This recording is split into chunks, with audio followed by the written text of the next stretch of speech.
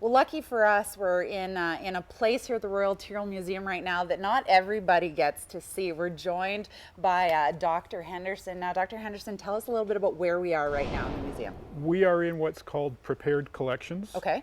This is the final resting spot for everything we get. Okay. If it doesn't go on display, it comes in here. Okay. These are fossils that are collected mostly from southern Alberta. Okay. We have stuff from northern half as well, but it's much rarer. Okay. And we have fossils from the rest of Canada and the rest of the world. Now, earlier we talked to Chris in your prep lab. So when things come in from the field, they go to them in that lab, and then once they do their thing, then they come in here? Depends how important they are or how Okay. busy we are. Okay. We have had some stuff we knew in the field right away. This is a big deal. It went straight from the back door into the prep lab to get started on right away. Okay. But other stuff, it might go next door, which is unprepared collections. Okay.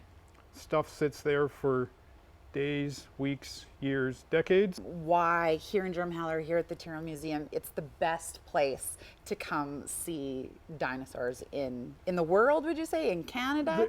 It's certainly the best place in Canada. Okay. It's one of the top places in North America. Okay. And there's lots of places around the world where you do find good dinosaurs. Okay. But if you want to come and find dinosaurs from the latest Cretaceous, let's say the last 20 million years of the time of dinosaurs, come to Alberta. Why is it that we have so many of them here in Alberta? I think there's three things. It was a good place for them to live. There was lots of water, lots to eat. Right. So there was huge numbers of them. Okay. We also had the mountains building up to the west, and as they're rising, they're being eroded. And so there's lots of sand and mud flowing across the prairie. Okay. So when they died, they had a really good chance of being buried. Wow. And now, so they were safely buried for 60, 80 million years. Right. And now with our climate, it's very hot and dry in the summer, and when it does rain, it rains really hard. Right. And the rocks are quite soft. So the landscape's coming back up because of the mountains pushing. Right. And so we've got this rapid erosion in soft rock, and now we're finding them again. How long are we going to continue to find new specimens? I've estimated that there's probably another 18 to 20,000 dinosaurs can come out of Dinosaur Park alone. Wow. Based in the past 200 years, they've gone through about a meter of rock on the surface, and they've got 450 skeletons. Wow. And you think the park extends for maybe another 100 meters?